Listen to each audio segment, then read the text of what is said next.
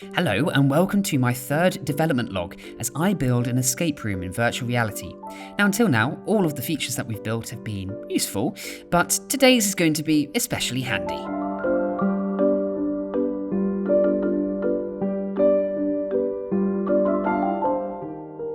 You see, whilst I do love having blocks for hands, I was hoping to eventually have something a little bit more realistic.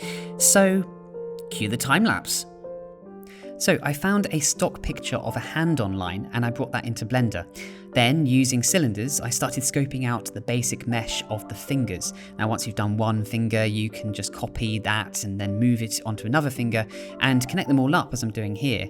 Then I extruded downwards through the hand so that we had a full hand model.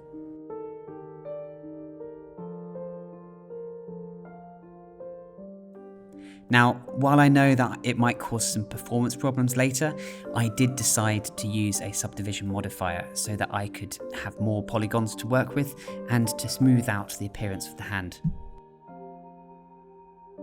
So here I'm trying to build out the body of the hand so it doesn't look so much like a pancake. And I tried to do this first with just using the geometry, but then I moved over to the sculpting tools so that I could smooth and crease and build upon the mesh into something much more realistic. Throughout all of this, I was looking at my own hand and seeing how the tendons moved from the base of the fingers down into the wrist, and added hints of this into the mesh here.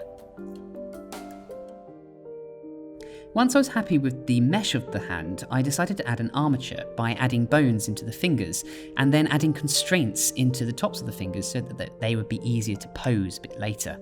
I named everything so I knew what I was looking at, and then I took photos of my own hands in their natural resting positions. Now, given that my hand appears to be sort of claw-like, it probably means I need to do less typing and more stretching.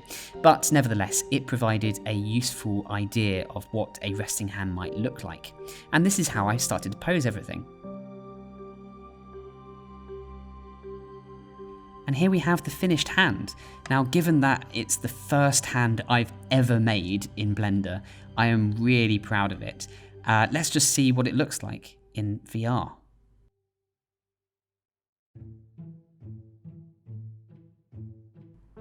I duplicated and reversed the model into the opposite hand and then imported both into Unity. Now they are quite big, but after scaling, I added both hands into the corresponding XR controller, replacing the block that I had for a hand before. Now in the actual game, it still didn't really quite work, but after further downsizing, it looked a lot better. I really like how these hands look. You can see all of the muscles underneath the sort of surface of the skin. I think it looks really realistic. A couple of future tasks are to texture the hand so it no longer looks like a grey, and also to have an animation for when you pick up objects, such as this bowl, so that it looks like you're actually picking it up. With the hands done for now, I decided to move on to my next task, which was to animate the sink. I wanted the player to be able to fill the sink with water by interacting with the tap. So first I created a single plane, which would essentially be the water, and then I added a glass material with additional normal and occlusion maps on it. Next, I created an animation to simulate the sink filling with water, and all this is causing the plane to animate upwards, as you can see here. I then triggered everything by putting a box collider on the top of the tap and causing it to start up the animation like we did with the furnace.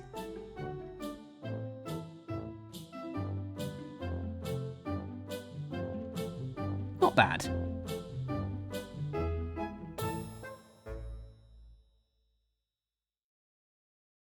Now in the real world, sinks don't magically fill with water. You have to show that water came in from somewhere.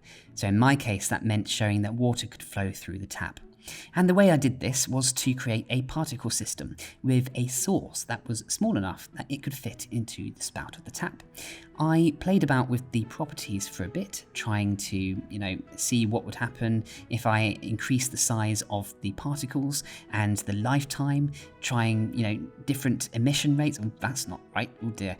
And then I added materials and textures, changing the colouring and the transparency of the particles that were being emitted. And eventually I started to get something that I was quite happy with.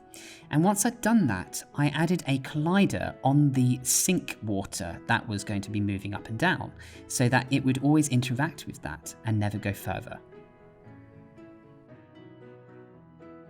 Now, in game, let me turn on the tap, just ignore that it's already on, and you can see that the particles don't go through the sink water, but collide with it.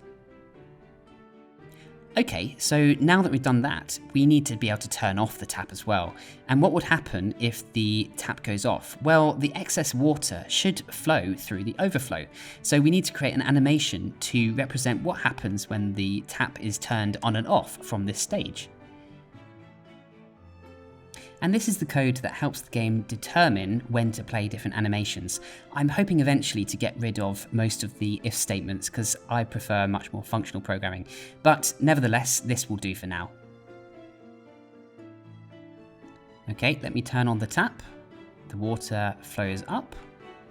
I will now turn off the tap. The water flows down to the level of the overflow and turn it back on and it goes up again.